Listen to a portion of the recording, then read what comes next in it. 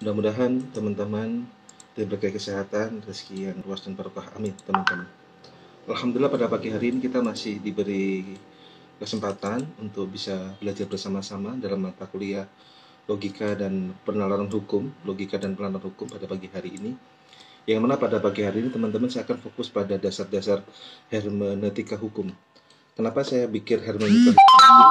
Jadi dalam mata kuliah logika dan penalaran hukum ada bagian baik interpretasi hukum dan juga kemudian ada namanya hermeneutika hukum. Kalau pada pagi hari ini saya akan fokus ke dasar-dasar hermeneutika hukum.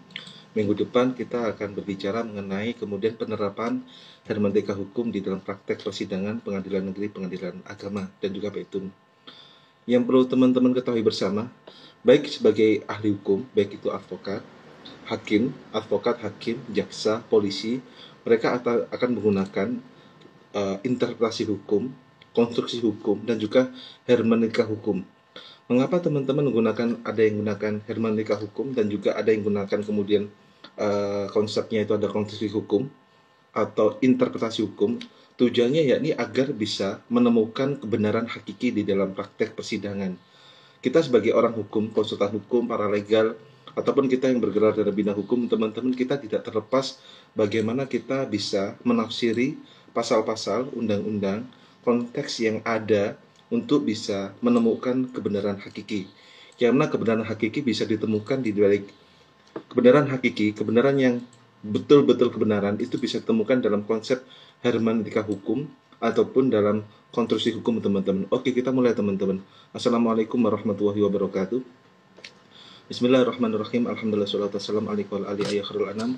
Rabbun karim wa antadu khuluqin adzim fasyalana indal karim amma ba'du. Yang saya hormati rekan-rekan HES2 yang hadir pada pagi hari ini yang sangat saya banggakan. Alhamdulillah kita masih diberi kesempatan untuk bisa belajar bersama-sama, berdiskusi secara live menggunakan IG untuk membicarakan mengenai dasar-dasar hermeneutika hukum, teman-teman. Ada beberapa materi yang sudah saya share di LMS, tapi kemudian ada beberapa hal yang mungkin perlu saya bicarakan pada teman-teman. Kita gunakan IG ini sebagai konsep kita untuk tanya jawab mengenai mata kuliah kita. Khususnya pada pagi hari ini akan saya fokus pada dasar-dasar hermeneutika hukum, teman-teman. Hermeneutika hukum. Jadi dalam konsep hermeneutika hukum kita mengetahui konsep undang-undang itu, teman-teman. Konsep undang-undang adalah suatu peraturan yang dibuat oleh eksekutif dan juga legislatif. Jadi undang-undang itu tidak dibuat hanya oleh legislatif saja, tapi undang-undang itu, teman-teman, Okta, itu dibuat oleh lembaga legislatif dan juga yudikatif. Yang menjadi permasalahan adalah seringkali kalau kita bicara undang-undang, bisa jadi undang-undang kan gini, undang-undang itu seringkali kalah dengan perubahan masyarakat, dengan perubahan sosial. Maka kemudian manakala undang-undang itu diterapkan, undang-undang itu kemudian tidak bisa menemukannya. Kenapa tidak bisa menemukan kebenaran, teman-teman? Karena masyarakat berubah. Padahal kan seringkali kita pahami manakala ada perubahan, maka otomatis undang-undang diubah juga sesuai dengan perubahan. Tapi manakala undang-undang sudah diubah, ternyata manakala diterapkan saat penerapannya, teman-teman, undang-undang itu sudah berbeda dengan perubahan yang terjadi di masyarakat. Itu yang menjadi masalah. Maka kemudian ada dua. Pertama, kemudian ada kekosongan hukum. Manakala diterapkan, kemudian ada kekosongan hukum. Pasal-pasal diterapkan ada kekosongan hukum. Yang kedua, kemudian akibat sosiologi hukum masyarakat yang terus berkembang, maka undang-undang tadi yang diterapkan itu tidak bisa diterapkan karena ada perubahan yang terjadi di masyarakat. Kan seringkali kalau bicara hukum, teman-teman, kan hukum seringkali kalah dengan perubahan zaman. Contoh hari ini ada globalisasi. Contoh hari ini ada LGBT. Dulu nggak ada LGBT. Kemudian kita bicara mengenai adanya perubahan masyarakat tentang ITE, undang-undang ITE di situ. Maka orang-orang tidak bebas untuk bisa membicarakan atau mengungkapkan pendapatnya. Yang mereka ungkapkan kemudian harus sesuai dengan undang-undang ITE. Di situ ternyata apa, teman-teman? Perubahan masyarakat terus berkembang. Seperti hari ini kita bicara mengenai Omnibus Law. Omnibus Law itu kemarin Bapak Dekan diskusi dengan kami membicarakan apakah memungkinkan judicial review secara formil. Saya jawab mungkin, tapi kemungkinan besar ditolak juga karena secara hukum, secara norma kita di judicial review ke MK tidak ada pengujian secara formil, tapi yang diuji adalah material atau substansi di sini. Maknanya apa teman-teman?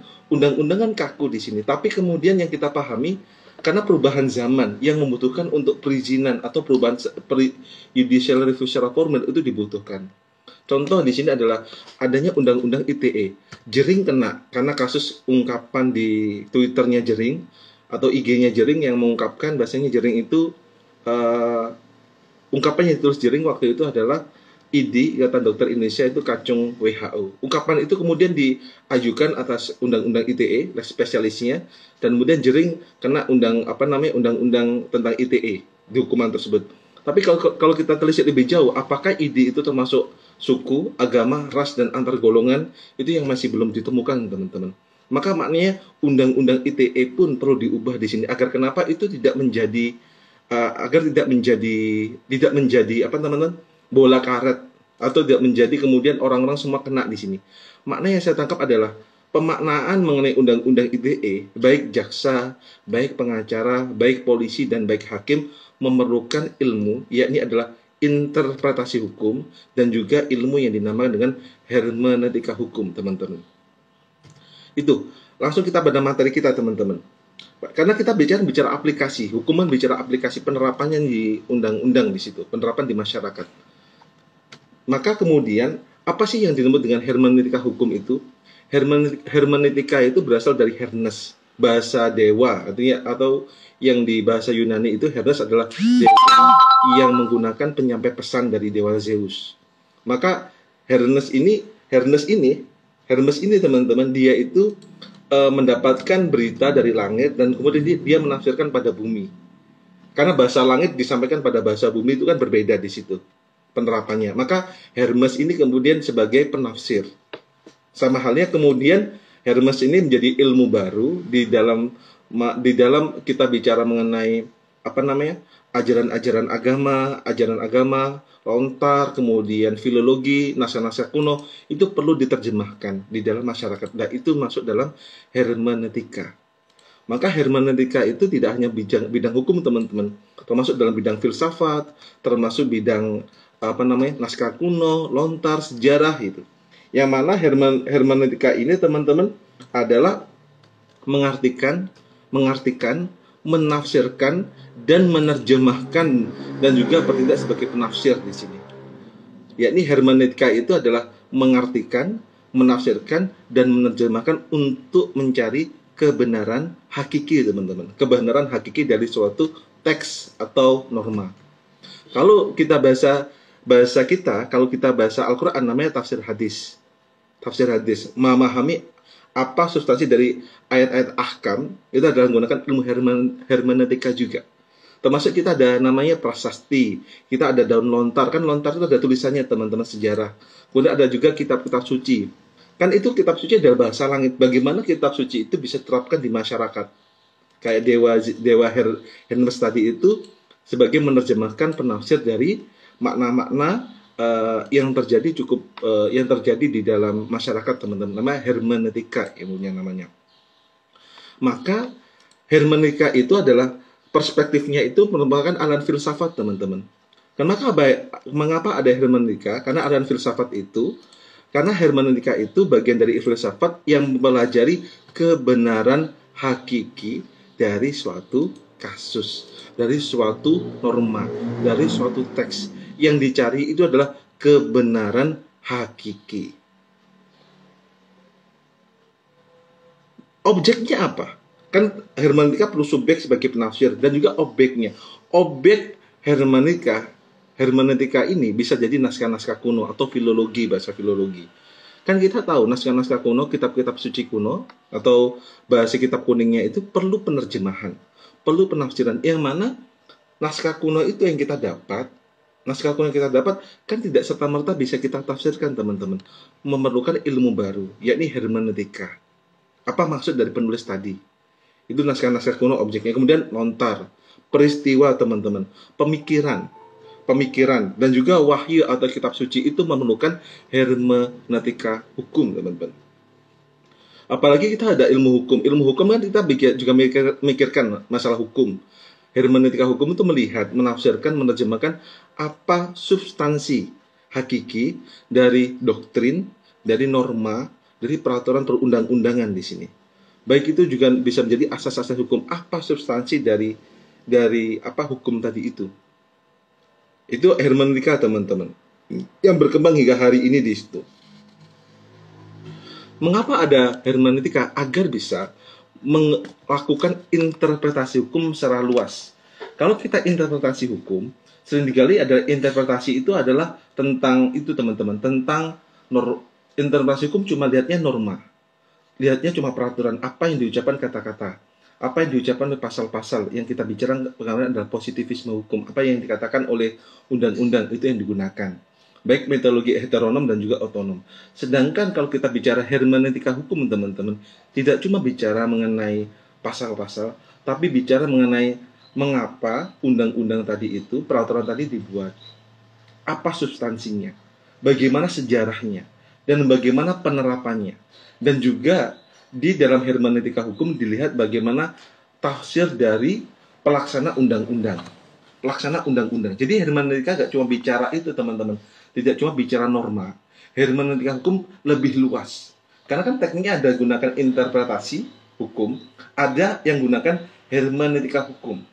Hermeneutika hukum itu, teman-teman, fokusnya yakni dia kalau interpretasi hukum, dia kan konstruksi hukum, undang-undang, apa yang dikatakan undang-undang, kemudian apa maksud dari undang-undang di situ, apa penafsirannya. Sedangkan hermeneutika hukum, teman-teman, itu maknanya itu tidak cuma undang-undang, tapi kemudian bagaimana sejarah pembentukan undang-undang, mengapa undang-undang itu ada, kemudian apa filsafat adanya undang-undang tadi, baik secara filosofis, ekonomis, sosiologis, kemudian. Dan juga hermeneutika hukum mencari kebenaran substansi dari pelaksana undang-undang. Pelaksana undang-undang siapa? Bisa jadi jenengan semua yang hari ini mendengarkan saya, jenengan termasuk orang hukum yang bisa menafsirkan hukum, karena teman-teman sudah menafsirkan masalah hukum pilkada serentak kemarin. Dan kemudian teman-teman di sini juga kan kita gini, undang-undang tadi. Pengacara, maknanya pengacara apa? Pengacara otomatis nafsirnya juga beda. Jaksa itu nafsirnya juga beda. Dan kemudian hakim nafsiri undang-undang juga berbeda, teman-teman. Hermeneutika mencarinya ini, teman-teman, substansi dari pelaksana undang-undang. Tidak cuma dilihat itu adalah undang-undangnya, tapi apa substansi kebenaran hakiki dari pelaksana undang-undang tadi, teman-teman. Itulah hermeneutika hukum. Maka hermeneutika hukum itu, kalau kita lihat di dalam ranah hukum itu adalah metode interpretasi. Ini cara, metode interpretasi yang digunakan oleh para juris. Juris itu siapa? Juris itu bisa Rizky Pratama, Farel, Sylvia Jamil, Elvin termasuk juris di sini. Itu adalah bagian dari orang hukum. Juris itu orang hukum. Maka metodenya adalah menggunakan hermeneutika. Juris bisa hakim, bisa jaksa, polisi, bisa pengacara gitu. Khususnya hakim.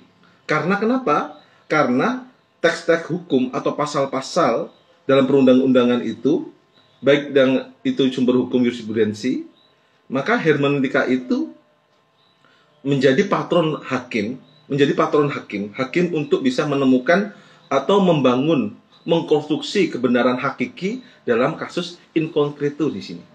Maka hukum tadi dikemas, teman-teman. Kan kita tahu bahwa dalam persidangan kan teman-teman tidak langsung surat gugatan dalam perdata khususnya.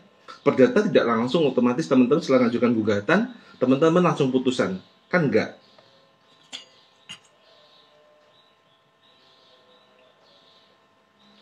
Dalam persidangan, teman-teman kemarin buat legal opinion. Otomatis teman-teman punya perspektif sendiri terhadap pelaksana undang-undang dan juga sosiologis masyarakat. Dasarnya apa, kemudian solusinya bagaimana, kesimpulannya bagaimana. Maka sama halnya kita bicara mengenai hermeneutika hukum oleh para hakim.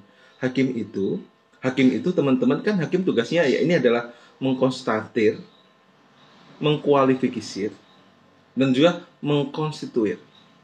Tugas hakim kan 3. Mengkonstatir, melihat undang-undangnya. Kemudian mengkualifikasi ini kasusnya kemana gitu loh. Kasusnya apakah perdata, apa kasusnya itu hibah waris atau apa masalah waris atau masalah sengketa tanah atau juga masalah harta gunung gini gitu. Mengkualifikasi. Dan tugasnya hakim yang ketiga adalah mengkonstituir, memutuskan bagaimana kebenaran. Tugas hakim 3. Mudah-mudahan teman-teman jadi hakim di sini, ada jadi hakim. Dulu saya pernah ditawarin hakim, nggak mau karena apa nama teman-teman? Saya tidak ada passion ke hakim. Coba tahu teman-teman ada rezeki ke hakim. Jadi tugas hakim ada 3: mengkonstantir, mengkualifisir, dan mengkonstituir. Tugas hakim 3: melihat kasusnya, mengkualifikasi kasusnya, kemudian kasus dibawa kemana, dan mengkonstituir, memutuskan di sini. Otomatis waktu sidang perdata, oke, teman-teman pernah ikut hukum acara perdata atau hukum acara peradilan agama? Yang pertama apa, teman-teman? Sidang yang pertama apa? Sidang pertama apa, teman-teman? Pertama adalah pemanggilan para pihak. Pernah masuk persidangan kan, teman-teman kan? Di sini pernah masuk persidangan. Kalau teman-teman pernah ikut hukum acara perdata, sidang pertama ngapain? Pemanggilan para pihak. Setelah pemanggilan para pihak ngapain, teman-teman? Mediasi. Mediasi bisa mediasi bisa apa 1 kali 2 kali. Kalau para pihak nggak hadir maka mediasi gagal gitu. Kebetulan saya punya sertifikat mediator dari Mahkamah Agung. Setelah itu apa, teman-teman? Setelah mediasi gagal ngapain kemudian? Jawaban dari tergugat atas gugatan tadi. Jawaban dari tergugat. Setelah jawaban dari tergugat ngapain, teman-teman? Menjawab baik apa dari penggugat dan juga tergugat. Setelah menjawab kemudian saksi atau saksi dari pihak penggugat dan juga saksi dari pihak tergugat atau bukti-bukti. Setelah itu ngapain? Kesimpulan dari pihak penggugat dan kesimpulan dari pihak tergugat. Yang terakhir baru putusan. Maknanya sidangnya bisa 3 bulan di sini. Mengapa ada waktu 3 bulan? Itu hukum acara, teman-teman, agar hakim bisa mengkonstruksi kebenaran yang terjadi pada kasus tertentu. Karena teman-teman, yang saya alami adalah sama-sama kasus perceraian. Ternyata perceraian itu bermacam-macam di sini. Sama-sama kasus perceraian. Ternyata praktek perceraian itu berbeda-beda, teman-teman. Kebetulan saya pernah di mediasi sengketa perdata perceraian di Pengadilan Agama Kota Probolinggo. Saya banyak nangani sengketa perpisahan antara orang suami istri itu, teman-teman, walaupun saya belum menikah. Karena saya punya sertifikat mediator, yang saya pahami ternyata perkara perceraian yang terjadi di pengadilan agama itu sama-sama kasusnya perceraian. Mungkin masalah, kan orang-orang pisah itu ada banyak sebab, teman-teman. Di undang-undang memang, di Undang-Undang Nomor 1 Tahun 1974 dan PP-nya dan KHI-nya itu apabila terjadi pertengkaran terus-menerus. Tapi banyak sebab. Seringkali perpisahan itu, mungkin teman-teman bisa pelajari di sini, adalah ini cuma sharing aja. Seringkali ada masalah ekonomi. Kebanyakan di daerah, kalau daerah Lumajang ekonomi. Daerah Probolinggo bukan ekonomi. Kebanyakan daerah Probolinggo itu adalah faktor orang ketiga. Faktor ekonomi. Karena mungkin suami nggak ngasih nafkah, atau juga mungkin ekonominya naik turun seperti itu. Itu godaan, teman-teman. Setelah ekonomi mungkin ada orang ketiga. Orang ketiga itu bisa jadi selingkuh gitu. Selingkuh itu ada guyonannya itu. Selingkuh ada guyonannya. Jadi mohon maaf, teman-teman. Selingkuh ada guyonannya. Ucapan gini, selingkuh itu selingan indah keluarga utuh, tapi guyonan, teman-teman. Jangan dianggap serius ya. Itu bisa jadi ada orang ketiga, baik laki-laki atau perempuan. Yang ketiga itu adalah faktor mengenai main tangan. Seringkali kan laki-laki suka mukul ya, Itu terjadi, teman, KDRT, suka mukul. Setelah itu main mukul. Yang ketiga ini adalah keluarga ikut campur. Ada 4 yang banyak. Keluarga ikut campur. Yang ini yang berat, teman-teman. Ini yang berat. Jadi ini pelajaran, teman-teman, kalau teman-teman jalin hubungan, khususnya kita sebagai laki-laki, mungkin Mas Alfian Ramadhani, mungkin Vivin, Hikam mungkin sebagai laki-laki harus kerja, kasih nafkah pada istri. Karena manakala ekonomi goncang, itu rumah tangga juga goncang. Yang saya pahami kemudian kasusnya waktu itu, ini kasusnya sama, kasusnya masalah ekonomi karena suami nggak kerja. Ternyata ada perempuan yang kuat, ada perempuan tidak kuat. Ada perempuan kuat, ada perempuan tidak kuat, teman-teman. Yang kuat dia akan si istri akan kerja juga. Yang nggak kuat, dia minta pisah, teman-teman. Kemudian masalahnya adalah manakala mereka pisah dan kemudian mereka nikah lagi. Nikah kedua, nikah ketiga, itu bukan karena cinta. Ekonomi.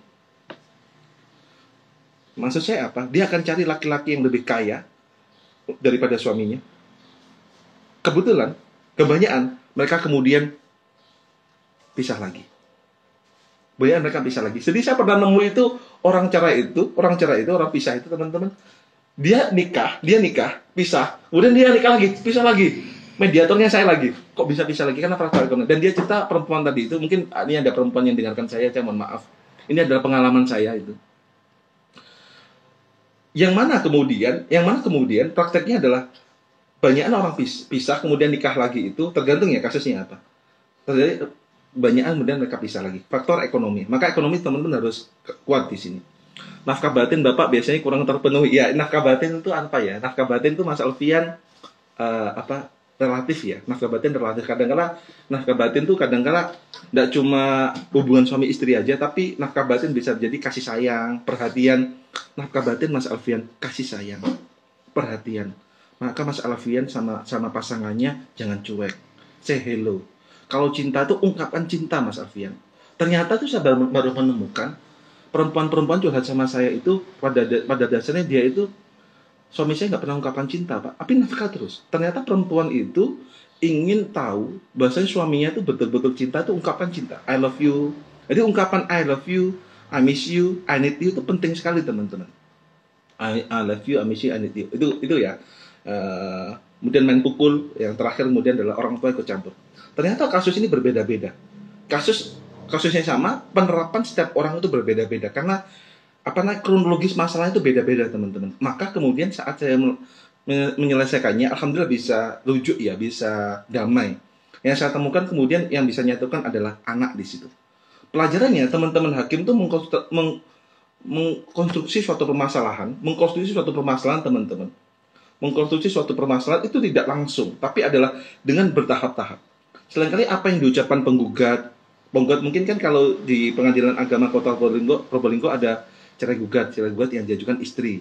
Maka istri sebagai penggugat, suami sebagai tergugat. Dan kemudian ada namanya cerai talak, yakni dari suami sebagai pemohon dan istri sebagai termohon. Kasusnya Vivin itu berbeda-beda penerapannya.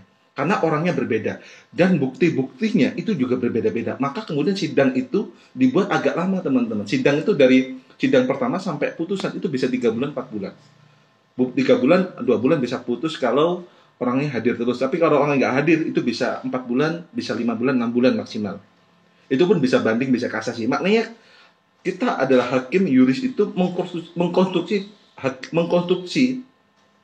suatu putusan tadi tidak serta-merta. Maka dia perlu memerlukan hermeneutika hukum. Apa hermeneutika hukum? Dia lihat kasusnya, dia lihat kemudian pasal-pasalnya, dia lihat jurisprudensinya, dan juga mempertimbangkan saksi-saksi, bukti-bukti di dalam persidangan, teman-teman.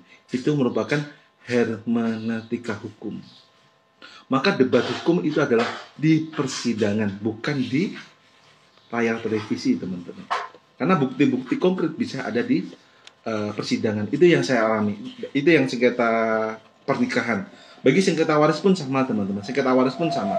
Maka kan kita bisa tahu orang-orang itu gunakan hukum waris Islam atau hukum waris positif atau hukum waris adat, itu yang jadi pertimbangan teman-teman dalam kita bisa menyelesaikan kasus. Nah, maksud saya bisa bicara ini pengalaman ini ya. Jadi kasusnya sama-sama perpisahan, tapi detailnya itu berbeda.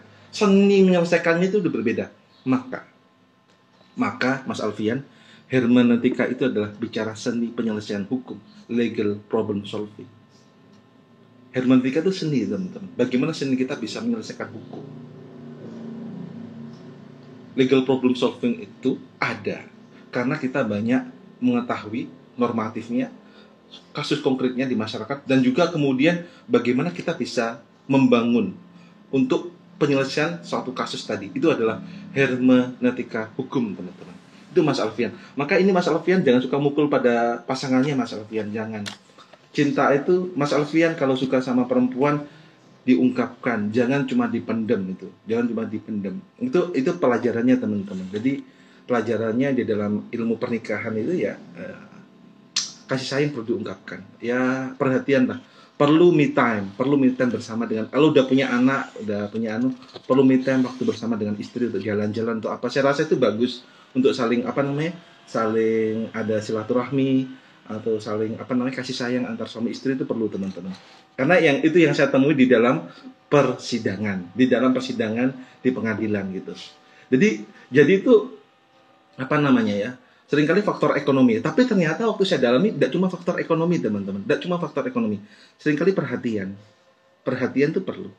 Tidak cuma faktor ekonomi. Kadang-kadang saya pernah tanya pada klien yang saya temui itu, saya tanya gini waktu itu, ibu lebih, kan suaminya itu guru di SMP Dringu, saya lupa namanya. Saya tanya gini pada waktu itu, kan dia menemui suaminya di hotel Bromoview waktu itu, malam-malam dia cek suami nggak pulang-pulang, ternyata suaminya itu di Bromoview check in. Itu saya ungkap waktu itu di mediasi, istrinya cerita dengan bukti kakaknya. Saya tanya gini, teman-teman, ibu lebih berat mana, suami ibu itu mukul, suami ibu itu anak mama, keluarga ikut campur, suami ibu nggak kerja, atau suami ibu nggak ngasih nafkah, atau suami ibu itu selingkuh? Jawaban perempuan waktu itu adalah, Mas Alfian, itu adalah dia lebih berat manakala suaminya itu berhubungan dengan wanita lain. Dia sakit hati di situ sekali. Maka kemudian pelajaran saya terberat yang ini adalah kasus mukul. Kata dia waktu itu, kalau mukul Pak Bas, kalau dia itu tidak ekonomi kerja ataupun dia itu anak mama, bisa saya maafkan. Tapi kalau hubungan dengan wanita lain, saya tidak bisa maafkan. Kata perempuan tadi seperti itu. Dan kemudian saya sampaikan pada teman-teman majelis hakim pihak Kota Probolinggo, bahasanya penyelesaiannya kemudian cerainya segera putus, dan kemudian dia harus menyelesaikan proses persidangan kan dia laki-lakinya PNS, teman-teman. Itu godaannya sih, saya rasa itu godaan. Tapi masuk dalam mata kuliah kita hermeneutika hukum, yakni hakim menyelesaikannya itu walaupun kasusnya sama, tapi penyelesaian itu berbeda-beda. Maka hermeneutika adalah cara seni kita untuk bisa menyelesaikan hukum secara substansi, secara hakiki. Yang dicari kebenaran adalah kebenaran hakiki, teman-teman. Tidak cuma undang-undang, tapi kebenaran yang hidup. Bukti-bukti yang hidup di dalam persidangan. Bukti-bukti yang ditemukan di dalam persidangan, baik sengketa perdata ataupun pidana di sini. Kamu tuh hubungan keluarganya baru kandas, kata Mas Alfian. Isban, istri ya. Itu curhat, teman-teman. Itu pengalaman saya. Teman-teman bisa ambil hikmahnya saja, ambil hikmahnya gitu. Ambil hikmahnya. Masuk materi kita, teman-teman. Jadi hermeneutika itu paling tidak ada 3 unsur. Hermeneutika paling tidak ada 3 unsur. Pertama adalah adanya tanda, adanya pesan, adanya berita. Seringkali hermeneutika ada teks. Apakah bisa sah sidang online, Pak? Soalnya kemarin pernah dengar kasus sidang online. Iya, sah. Hari ini ada permanya, Pak. Dharma.e Perma Peraturan Mahkamah Agung hari sidangnya online. Jadi teman-teman itu yang sengketa di pidana itu, dia itu sidang online di lapas. Sedangkan perdata masih ada yang di pengadilan agama. Lihat perdatanya ya. Tapi PN Jember banyak, teman saya PN Jember ada 7 atau 10 orang positif COVID. Itu yang susah. Maka kemudian apa bisa sah atau sidangnya? Nanti tanya hukum acara ya. Tapi yang saya baca di permanya itu sah. MK hari ini sidangnya online. Karena semua memaksimalkan online Dharma, gunakan Zoom juga. Sah atau tidak sesuai perma sah. Peraturan Mahkamah Agung ya sah di situ. Diperbolehkan. Apakah setiap hermeneutika hakim dalam bentuk putusan wajib mendapat legitimasi agar tercapai tujuan hukum, Bapak? Mas Jamil dari Jamil 25.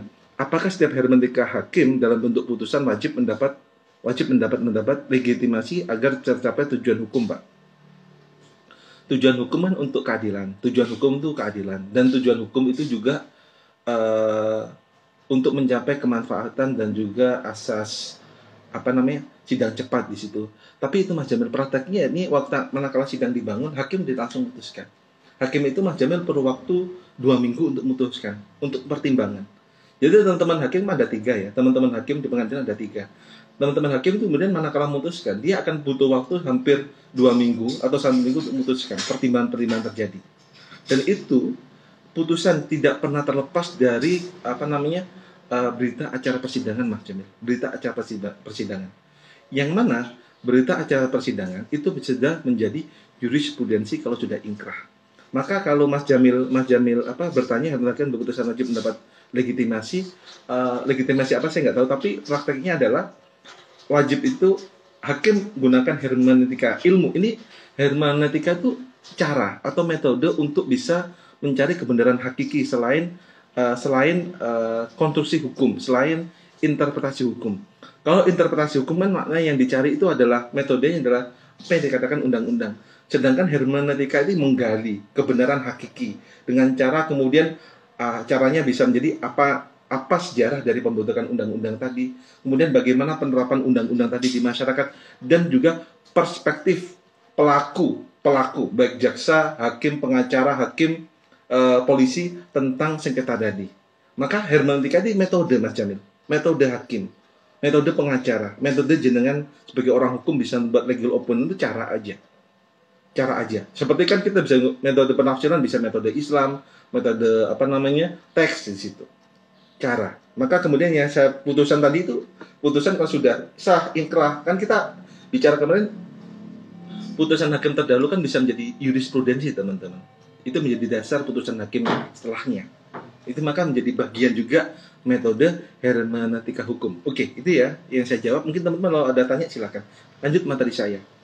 Kemudian pertama, kalau hermeneutika ada pesan, ada teks. Yang kedua, teman-teman, kalau kita bicara hermeneutika, maka ada penerima. Ada yang merasa asing terhadap teks tadi, ada yang menerima teks tadi, masyarakat yang menerima teks tadi.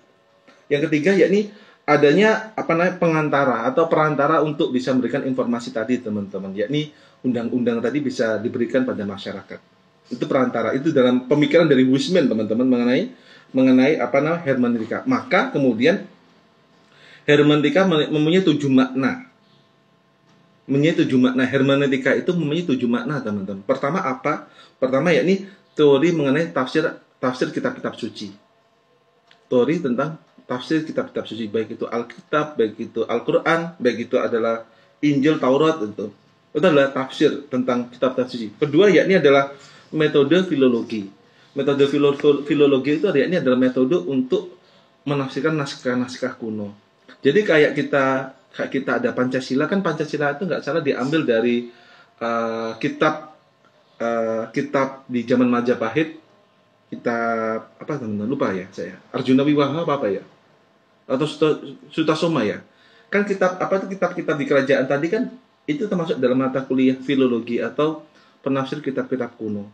Jadi naskah-naskah kuno itu perlu hermeneutika untuk bisa menafsirkan apa maksud dari kitab-kitab kuno ini. Maka perlu hermeneutika. Kedua yakni adalah ilmu pemahaman linguistik tata bahasa. Tata bahasa gini, teman-teman. Hermeneutika itu ilmu tentang tata bahasa juga kan. Kemarin itu di Undang-Undang Cipta Kerja ada namanya itu pesangon itu paling sedikit, paling banyak. Sedangkan di Undang-Undang Ketenagakerjaan tahun 2003 itu masalah pasangan itu ada ungkapan paling sedikit itu adalah 1 masa kerja. 1 paling sedikit ya, paling sedikit. Sedangkan di Undang-Undang Cipta Kerja tulisannya adalah paling banyak. Dalam bahasa linguistik paling sedikit sama paling banyak itu maknanya beda, teman-teman. Paling sedikit itu paling sedikit, maka bisa lebih banyak. Sedangkan ungkapan paling banyak, jadi ada maksimal hukuman berapa tahun, maksimal uangnya berapa tahun, berapa besarannya di situ. Ungkapan di situ yang kemudian yang menjadi masalah, dan itu metode hermeneutika yakni adalah ilmu linguistik tata bahasa, teman-teman. Kedua, dasar-dasar metodologi bagi ilmu hukum, Gesetzebuch. Jadi ilmu hukum tadi juga menjadi dasar bagaimana bisa menafsirkan undang-undang, peraturan-peraturan di situ. Selanjutnya adalah mengenai Dasein, teman-teman. Hermeneutika bicara masalah Dasolen dan Dasein, apa yang diharapkan dan apa kenyataan di masyarakat. Maka hermeneutika hukum itu, kalau kita bicara hermeneutika, dia akan bicara mengenai apa substansi, apa hakiki dari suatu peraturan tadi. Hakikinya itu apa? Yang terjadi di masyarakat. Apa yang terjadi di masyarakat itu menjadi fondasi, teman-teman. Kemudian tentang pemahaman eksistensi suatu aturan tadi. Yang terakhir kemudian sosial di masyarakat. Sosial di masyarakat itu menjadi bagian hermeneutika hukum di sini. Hermeneutika hukum, linguistik, tata bahasa, kemudian kitab-kitab suci, atau naskah-naskah kuno atau filologi, itu bisa menjadi pemanaan dari hermeneutika hukum, teman-teman. Maka hermeneutika nggak cuma undang-undang, bisa jadi kitab suci, bisa jadi teks, bisa juga naskah-naskah kuno, bisa juga prasasti, lontar, itu menjadi bagian dari metode hermeneutika atau penafsiran suatu teks di sini. Apalagi ilmu tafsir hadis itu juga salah satu bagian dari hermeneutika, teman-teman. Maka kemudian hermeneutika dibagi menjadi 3. Pertama ada hermeneutika teoritis, kedua hermeneutik filosofis, ketiga ada hermeneutik kritis di sini. Hermeneutika dibagi menjadi 3. Pertama adalah teoritis, kedua filosofis, ketiga adalah kritis di sini. Kita pecah satu-satu, teman-teman. Maka kalau hermeneutika teoritis itu seringkali dimaknai. Maaf, saya ngopi dulu, teman-teman.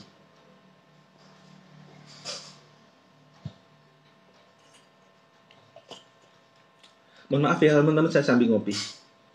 Hermeneutika teoritis itu yakni metode untuk menafsirkan teks sehingga mampu menghindarkan menafsir dari kesalahpahaman sehingga menemukan makna objektif yang valid di sini. Teoritis itu melihatnya itu bagaimana cara bisa menemukan kebenaran hermeneutika itu yang tidak terjadinya kesalahpahaman dalam memaknai suatu aturan atau suatu teks ini. Itu adalah hermeneutik kritis di situ. Yang dilihat kemudian bagaimana hermeneutika itu secara teoritis itu apa nama teman? Baik secara grammar itu tata bahasa ya, gramatikal. Kalau kan gini, ilmu linguistik itu ilmu yang bicara tata bahasa. Sedangkan gramatikal, grammar itu adalah ilmu yang bicara mengenai apa, teman-teman? Grammar itu linguistik tata bahasa, grammar itu adalah bentuk bahasanya. Bentuk bahasanya itu yang juga menjadi bagian dari ilmu hermeneutik teoritis, teman-teman. Kedua, filosofis. Filosofis itu pokoknya, filosofis substansinya, teman-teman. Yakni adalah menekankan pada permainan bahasa, bagaimana kita bisa melihat sejarah atau historis dari adanya suatu teks, suatu undang-undang tadi. Susunan, Novia Indis, makasih. Grammar itu susunan bahasa. Aduh, lupa. I'm so sorry, I forget. Kalau linguistik tata bahasa, kalau grammar itu adalah susunan bahasa. Novia Indis, makasih ya, saya dikoreksi. Kalau grammar susunan bahasa, maka yang kalau yang hermeneutik teoritis itu bicara grammar, susunan bahasa. Sedangkan kalau hermeneutik filosofis, dia menekankan adalah bagaimana historis suatu teks tadi, baik undang-undang, baik pasal, baik teks, baik juga kalau kita hermeneutik itu ada itu apa, teman-teman? Sejarah turunnya, asbabun nuzul sama asbabul wurud. Itu bagian dari asbabun nuzul, teman-teman. Novia, asbabun nuzul, asbabul wurud ada bagian dari hermeneutika hukum.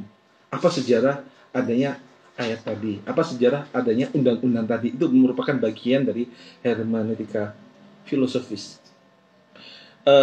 Kemudian yang terakhir adalah hermeneutika kritis, teman-teman. Menengahkan ekstra linguistik. Ekstra linguistik itu tidak cuma tata bahasa, tapi hermeneutika kritis ini seringkali menggali what people want, what people think about this itu. Menggali kritis itu what people think about this itu. Apa pendapat masyarakat, pendapat ahli hukum tentang ada pasal ini. Ini yang kita dalam metodologi ilmu hukum ini termasuk metodologi empiris. Apa pendapat ahli hukum tentang LGBT? Apa pendapat ahli hukum tentang undang-undang cipta kerja? Nah, ini termasuk adalah hermeneutik kritis, menafsirkan undang-undang dari para pembentuk undang-undang atau para pelaku undang-undang itu. Hermeneutik kritis, teman-teman. Maka kita tahu kan dalam kita pendekatan ilmu hukum ada pendekatan empiris, ada pendekatan sosiologis, dan juga pendekatan normatif. Dan ini sama-sama benar, teman-teman. Sama-sama betul. Jadi teman-teman kalau nulis skripsi atau nulis pendapat hukum teman-teman bisa ambil dari para kiai, dari Prof. Faris, dari kiai teman-teman, itu masuk dalam hermeneutika kritis, menggali lebih dalam apa yang dimau masyarakat tentang adanya undang-undang tadi di sini. Jadi hermeneutika teoritis bicara masalah grammar, tata bahasa, filosofis bicara mengenai sejarah ada undang-undang tadi.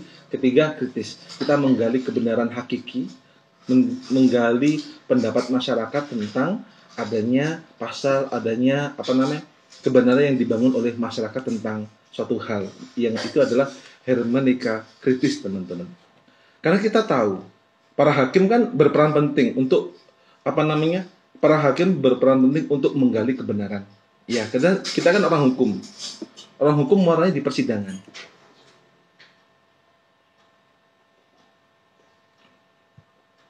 Kita orang hukum.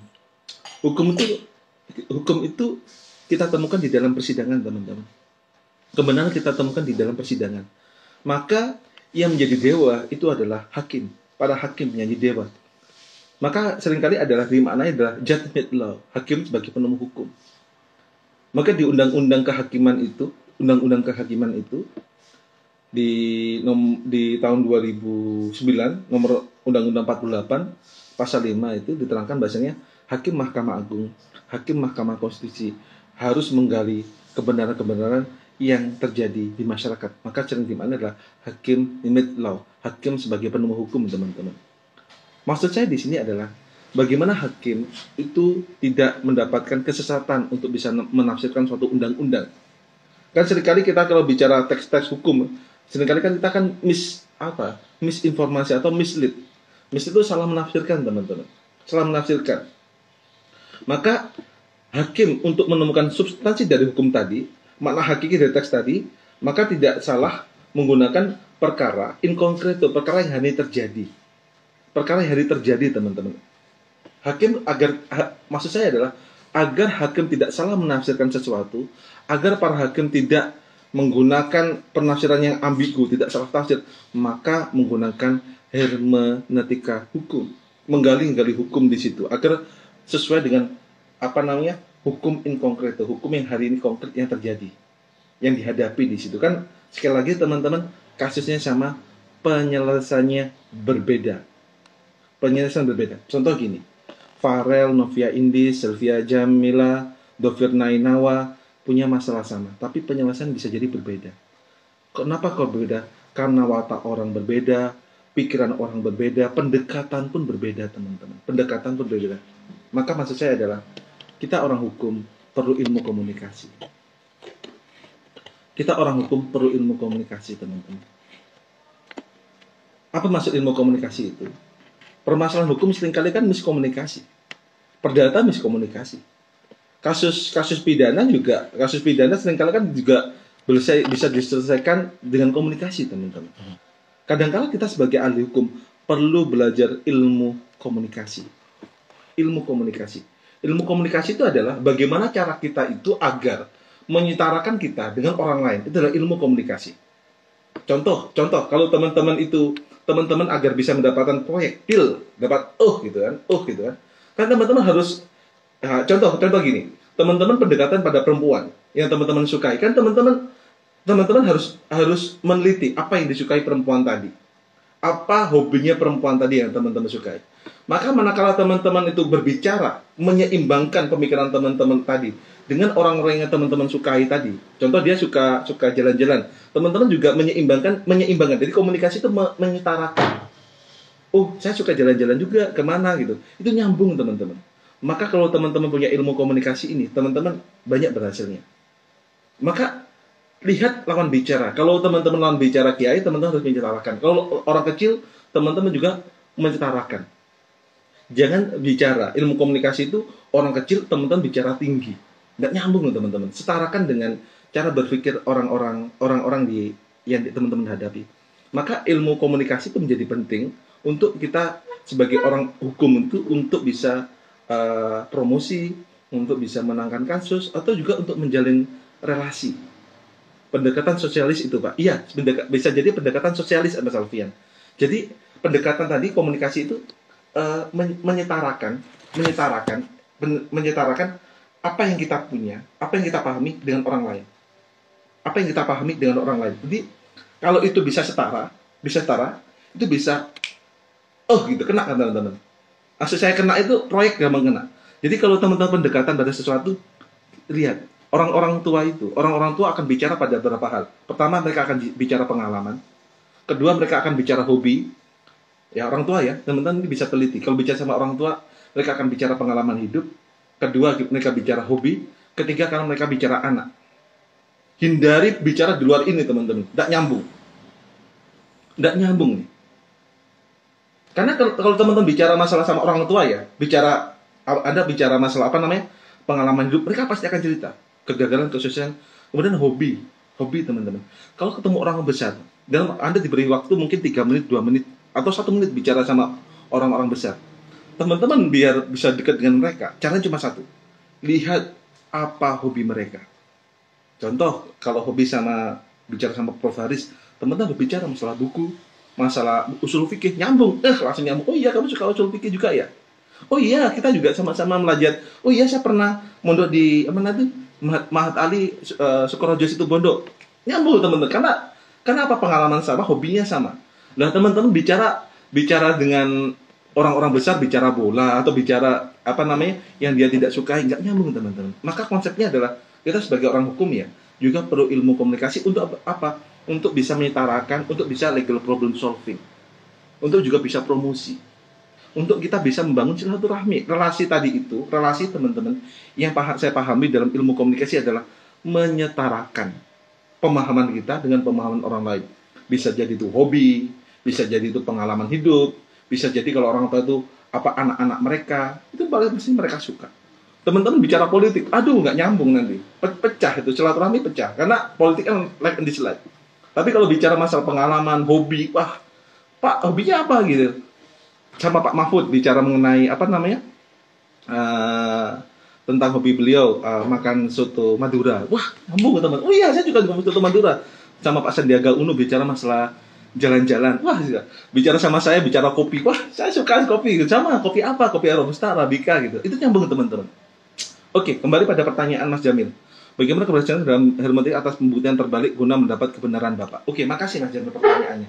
Kebenaran terbalik otomatis antitesisnya.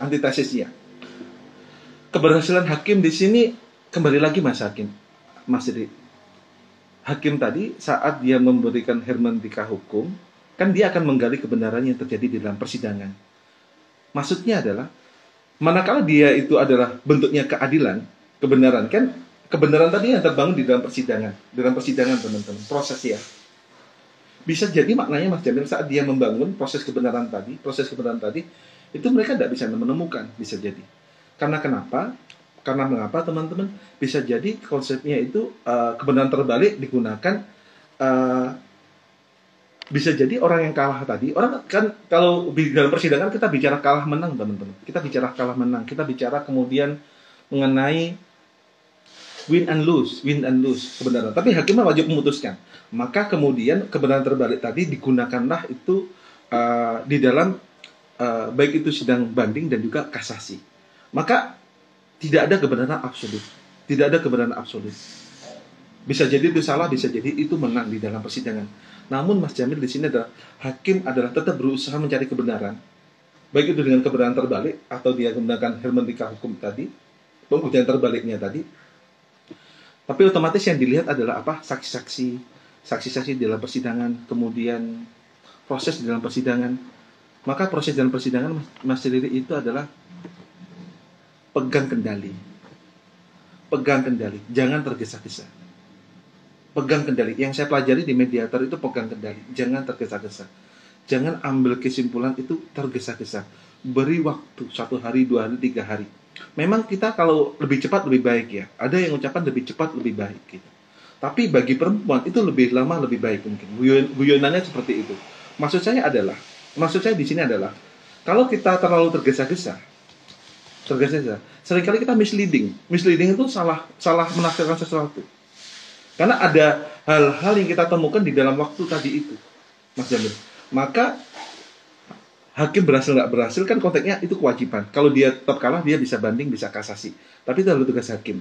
Nah, hakim menggunakan metode ini, hermeneutika, untuk bisa menggunakan kebenaran terbalik atau kebenaran yang terjadi di persidangan. Namun konsepnya adalah hakim akan memegang kendali waktu untuk bisa menemukan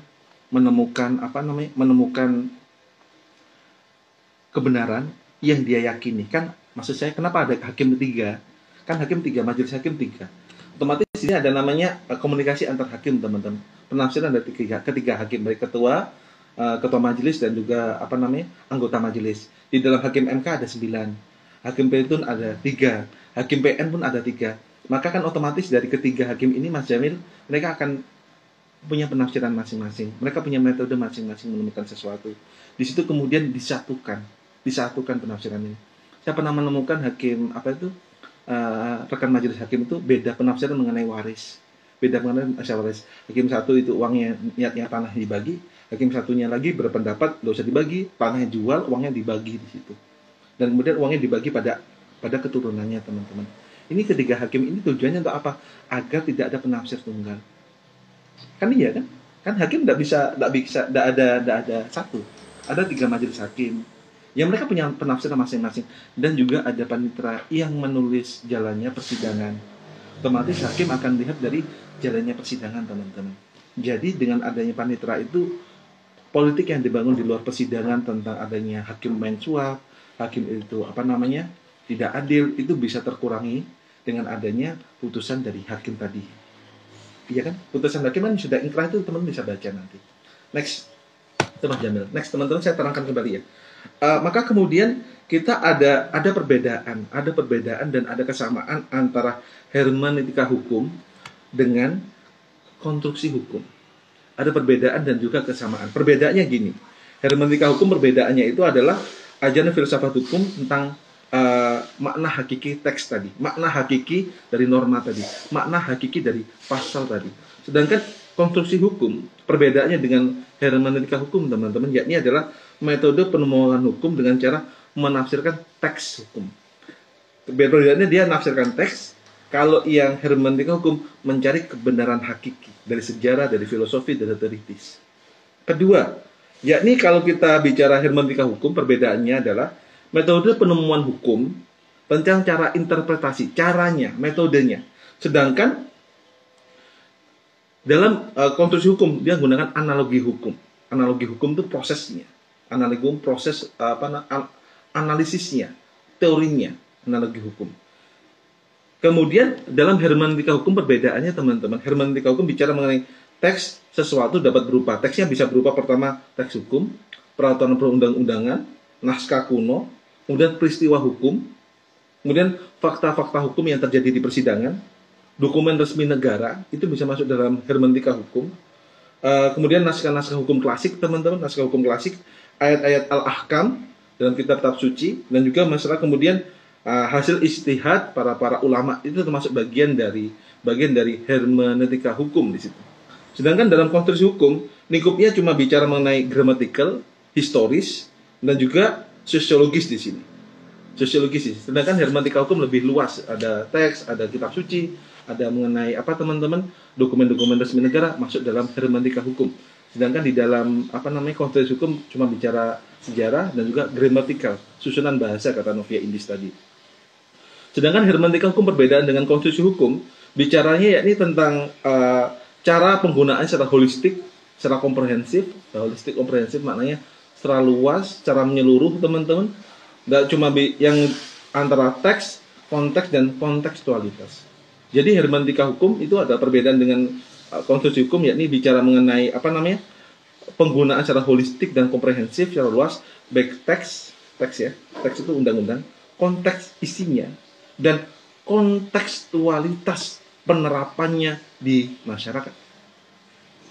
Perbedaan antara hermeneutika hukum dengan konstruksi hukum adalah dia akan menggunakan secara holistik, komprehensif, secara luas, dengan adanya teks yang dilihat, teks tulisan, konteks isi substansi dari tulisan tadi, kemudian kontekstualitas penerapan di masyarakat. Sedangkan Kalau kita bicara konstruksi hukum, mereka cuma bicara mengenai interpretasi hukum dan juga konstruksi hukum. Interpretasi dan juga konstruksi hukum, membangun aja. Dan tergantung kebutuhannya. Sedangkan hermeneutika lebih bicara teks secara menyeluruh ya, teks, konteks dan kontekstualitas. Bagaimana penerapannya? Bentar Mas Alvin saya saksikan dulu ya. Kemudian hermeneutika hukum bisa digunakan kapan saja teman-teman. Karena objek kajian tidak cuma bicara masalah hukum, bisa digunakan kapan peristiwa hukum, bisa mengenai fakta hukum itu. Sedangkan kalau kita bicara interpretasi hukum itu cuma bicara mengenai pada saat teks peraturan perundang-undang itu digunakan sesuai dengan pengertiannya. Saat digunakan aja. Sedangkan hermeneutika itu kan kita bisa lihat apa pendapat masyarakat itu menggunakan hermeneutika hukum. Bagaimana substansinya, bagaimana teksnya, itu hermeneutika hukum. Maka hermeneutika bisa digunakan di kapan saja, sedangkan konstruksi hukum digunakan saat dibutuhkan adanya suatu kasus di sini. Itu perbedaannya teman. Itu perbedaan hermeneutika hukum dengan konstruksi hukum. Kesamaannya apa Pak Basuki? Kesamaannya baik hermeneutika hukum dan juga konstruksi hukum. Persamaannya adalah pertama, sama-sama merupakan metode interpretasi, sama-sama benar. Baik hermeneutika hukum dan juga konstruksi hukum sama-sama metode interpretasi hukum, metode penafsiran hukum. Itu persamaan itu. Kedua adalah fungsi dan tujuannya adalah menggali makna hukum di balik teks. Baik konstruksi hukum dan hermeneutika hukum yakni menggali makna hukum di balik teks-teks tadi itu. Tujuan sama untuk balik teks tadi itu teman-teman. Ketiga, penggunanya baik hermeneutika hukum dan juga konstruksi hukum itu adalah hakim, jaksa, pengacara, konsultan hukum, kemudian advokat, notaris, peneliti hukum, ilmuwan hukum, mungkin studi hukum dan para pencari keadilan. Dia akan gunakan metode hermeneutika hukum dan juga konstruksi hukum di sini. Hermeneutika hukum lebih menyeluruh teman-teman, tidak cuma bicara teks, tapi hermeneutika hukum itu akan bicara mengenai konteks, mencari kontekstualitas, mencari substansi dan juga praktek di masyarakat. Oke, saya ini bertanya Mas Alfian Ramadhani titik 568 mengenai ahli waris, apakah ilmu faraid masih digunakan? Pengalaman saya Mas Alfian masih digunakan. Ilmu faraid di dalam persidangan pengadilan agama bisa digunakan. Cuma penjelasannya lihat Mas Alfian, bisa itu melalui pengadilan agama, bisa melalui pengadilan negeri. Kemarin saya gunakan pengadilan agama, ditolak. Saya ngajukan pengadilan agama, ngajukan sengketa waris ke pengadilan negeri, ditolak karena saya salah nafsir. Karena dia harus orang beragama Islam harus diserahkan melalui pengadilan agama, Itu penafsiran saya salah tafsir di situ teman-teman. Kemudian ternyata di pengadilan agama itu ilmu faraid digunakan terlebih dahulu. Tergantung Mas saya. Keluarga tadi kesepakatan gunakan pembagian warisnya. Kalau sudah dibagi, dia gunakan hukum waris al-faraid, hukum waris Islam, hukum waris adat atau hukum waris perdata. Kan beda-beda. Kalau Islam itu 2:1 ya. Kalau hukum perdata Islam, hukum perdata umum itu 50-50. Kalau hukum perdata hukum perdata adat bisa 2:1 atau 3:1, tergantung kesepakatan di hukum adat tadi. Kalau pengadilan agama, dia akan fondasinya itu akan melalui ke ilmu faraid terlebih dahulu. Ilmu faraid hukum agama di situ. Kemudian diselesaikan melalui proses persidangan, kesepakatan baik dari pihak penggugat dan tergugat, apalagi para ahli waris di situ. Penerapannya memang tidak mudah Mas Alfian dalam hal ini, tapi tergantung kasuistisnya. Mas Alfian tergantung kasuistis. Kalau Mas Alfian tanya, ilmu faraid masih digunakan di pengadilan masih. Tapi kembali Mas Alfian, kasuistis, setiap kasus berbeda-beda. Setiap kasus berbeda-beda teman-teman dalam setiap menangani kasus waris. Tergantung kita lihatnya kasus waris tadi, apakah mereka sepakat menggunakan hukum waris Islam, apakah waris adat atau hukum waris perdata di sini. Karena kebanyakan mereka masih ingin menggunakan hukum waris perdata agar pembagian 50-50. Tapi hakim akan gunakan pertama adalah hukum waris Islam di sini. Yang saya temukan kemarin yang saya ceritakan tadi itu pembagiannya itu hakim itu beda beda legal standing. Ada satunya itu gunakan tanah yang dibagi langsung 2:1. Ada juga yang dibagi itu gunakan teman-teman uangnya apa, tanahnya jual, uangnya dibagi-bagi. Itu yang penafsiran tadi yang berbeda-beda. Itu Mas Alfian yang bisa saya terangkan teman-teman. Kita lanjut di WA Group ya presentasinya. Saya makasih teman-teman sudah hadir, sudah berdiskusi dengan saya. Mudah-mudahan teman-teman diberi kesehatan, rezeki yang luas barokah. Salam hormat pada keluarga, teman-teman semua di rumah. Assalamualaikum warahmatullahi wabarakatuh.